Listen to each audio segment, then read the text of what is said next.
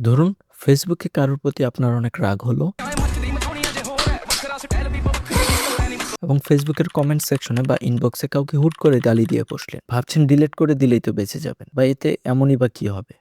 মনে রাখবেন, আপনার টাইপ করা একটি গালি আপনাকে আদালতের বারান্দা পর্যন্ত নিয়ে যেতে পারে। ফেসবুকে গালি দিলে কি আসলেই মামলা হয়? চলুন জেনে নিই। প্রথমে আসি দণ্ডবিধিতে। বাংলাদেশ দণ্ডবিধির 499 এবং 500 ধারা অনুযায়ী যদি কেউ অন্য কোনো ব্যক্তির সম্মানহানি করার উদ্দেশ্যে কোনো কথা বলে বা লিখে প্রচার করে, তবে সেটি মানহানি বা ডিফেমেশন হিসেবে গণ্য হবে। এর শাস্তি হিসাবে জেল বা জরিমানা উভয়ই হতে পারে। গালিগালাজ যদি অশ্লীল হয় তবে তার দণ্ডবিধি 294 ধারা অনুযায়ী, অবসিন অ্যাক্টস এবং সংস অনুযায়ী তার শাস্তিযোগ্য অপরাধ। বর্তমান সাইবার সুরক্ষা অধ্যাদেশ 2025 অনুযায়ী ডিজিটাল মাধ্যমে মানহানিকর তথ্য প্রচারের বিষয়ে কিছু পরিবর্তন আনা হয়েছে। আগে মানহানি মামলায় সরাসরি গ্রেফতারের যে আতঙ্ক ছিল, নতুন অধ্যাদেশে সেটিকে দেওয়ানি প্রতিকার বা সিভিল রেমেডি। তবে গালিগালাজ যদি কোনো গোষ্ঠী, ধর্ম বা রাষ্ট্রের বিরুদ্ধে হয়, কিংবা যদি তা সাইবার বুলিং বা ব্যক্তিগত গোপনীয়তা লঙ্ঘনের পর্যায়ে পড়ে, তবে পুলিশ সুনির্দিষ্ট ধারায় মামলা দিতে পারে। ডিজিটাল দুনিয়ায় কোনো কিছুই মুছে যায় না। কেউ আপনাকে গালি দিলে তার স্ক্রিনশট বা ইউআরএল সংরক্ষণ করা সবচেয়ে বড় প্রমাণ।